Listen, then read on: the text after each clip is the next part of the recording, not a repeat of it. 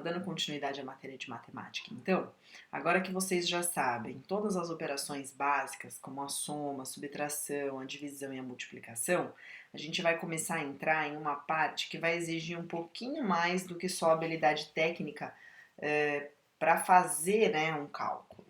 A gente vai precisar agora começar a utilizar um pouquinho de interpretação de texto, um pouquinho do raciocínio em relação à interpretação de texto. Por quê?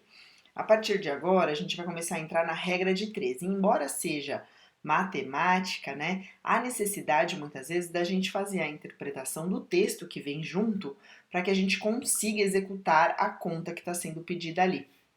Isso vai ser muito comum para vocês lá em estágio e mesmo nas nossas provas ou em processo seletivo, porque a gente quer entender, na verdade, se vocês conseguem decifrar o que está sendo escrito ali no enunciado de um problema, por exemplo. Então, saber fazer a leitura disso é bastante importante nesse momento, além, é lógico, de utilizar todas as ferramentas das operações básicas que vocês já viram até agora. Então, o tema é regra de três, mas para que a gente chegue efetivamente ao tema regra de três, eu vou passar rapidamente com vocês nas frações equivalentes, simplificação de fração, e aí sim a gente entra na regra de três diretamente proporcional, que é o que a gente mais vai utilizar aí durante o nosso curso, né? Durante a matéria, né? Tanto de matemática quanto de farmacologia, e principalmente é o que vocês vão encontrar bastante em processos seletivos por aí, tá bom? Então, o que seriam frações? Eu dei já um pouquinho para vocês quando eu falei de divisão, que na verdade uma fração, que é aquele número que fica um embaixo do outro passado por um traço, né? Ele nada mais é do que uma redução, né, uma forma diferente de fazer uma divisão, né? Segundo Aurélio, olha lá, ó, equivalente expressa algo que possui valor, igual valor, né? Então, quando eu falo que elas são frações equivalentes, eu estou dizendo que são frações que possuem igual valor e têm o mesmo sentido. Ó, pra gente entender aqui o que é uma fração, né? As frações equivalentes são frações que visivelmente são diferentes, mas se fizermos né, as devidas representações, a gente percebe que elas podem representar a mesma quantidade. Então, se eu falar que eu tenho para você aqui, ó, nesta imagem, né, ela representa uma circunferência dividida ao meio. A fração que representa a parte pintada é 1/2, ou 1/2, né? Ou seja, eu tenho uma parte pintada de duas partes, é isso que significa, né? Então, uma das partes está pintada do total de duas partes. Já aqui de baixo, ó, reparem, eu tenho uma divisão do mesmo círculo em quatro partes. Então, quem vai embaixo é o número 4, ó.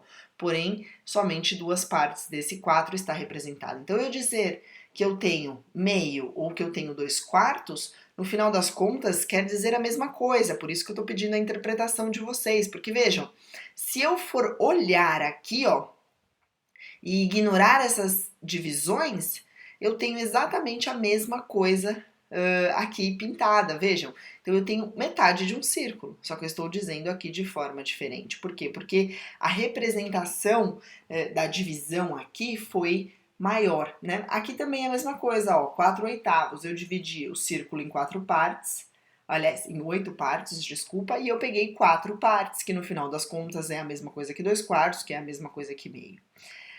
Por último, eu dividi o círculo em 16 partes, e das 16 eu peguei 8 para mim. Então, significa a mesma coisa. Qual é a diferença, né? A diferença é que a representatividade dela foi de forma diferente. Então, ó, todas as frações acima, elas são iguais, né? Cada uma delas repartida em partes diferentes, né?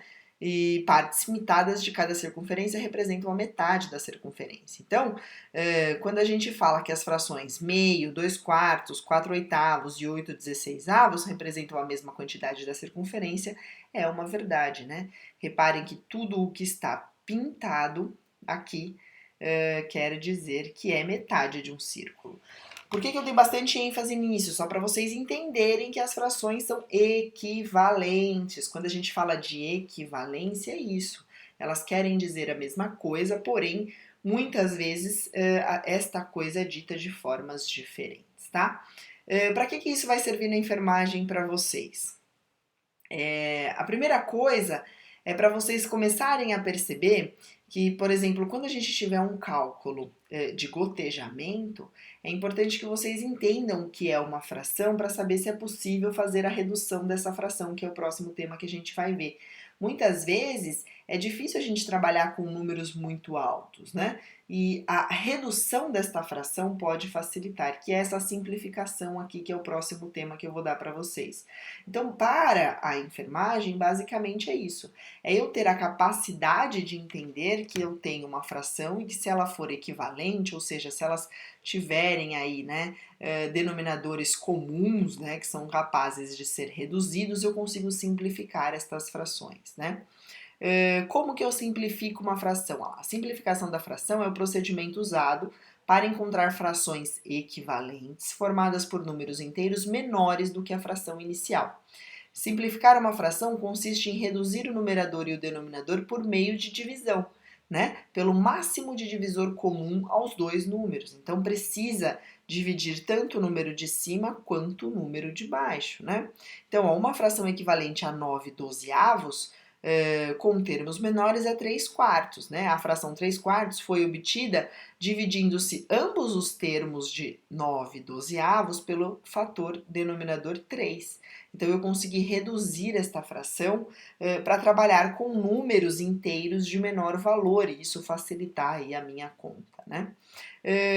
Existem frações que são irredutíveis, ou seja, quando chega nesta aqui, ó, de 3/4, por exemplo, não existe um número que divida 3 e divida 4 ao mesmo tempo e me resulta em números inteiros. Então, não é possível fazer a redução desta fração mais. Ela é chamada de fração irredutível, ou seja, eu não consigo reduzir ainda mais o número dela com um denominador comum, né? Com um número que seja possível dividir tanto o número de cima quanto o número de baixo. Então, neste momento, a gente para de fazer a redução da fração. Então, lembrem-se, pessoal, que quando vocês estiverem lá no cálculo de gotejamento, eu sei que eu dei para vocês pelo menos um exemplo lá na nossa aula presencial de farmacologia, quando vocês estiverem lá, é extremamente importante que vocês relembrem desta regra, né? Se de repente vocês têm uma fração e essa fração, ela for uma fração equivalente, né, que ela exista algo equivalente, ou seja, existe a possibilidade de eu reduzir esta fração por ela ser equivalente, por ela ter, né, uma equivalência, é possível que eu faça a simplificação dessa fração para facilitar o meu cálculo.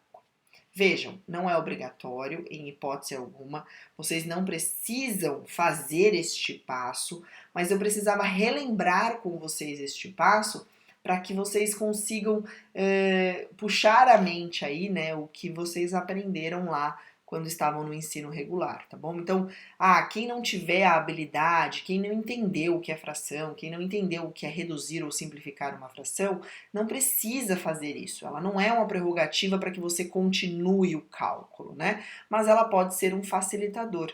Então, seria interessante que todos conseguissem aí fazer a interpretação do que a gente falou até agora, para que vocês consigam simplificar, né, a vida de vocês na hora de executar um cálculo. Tá bom?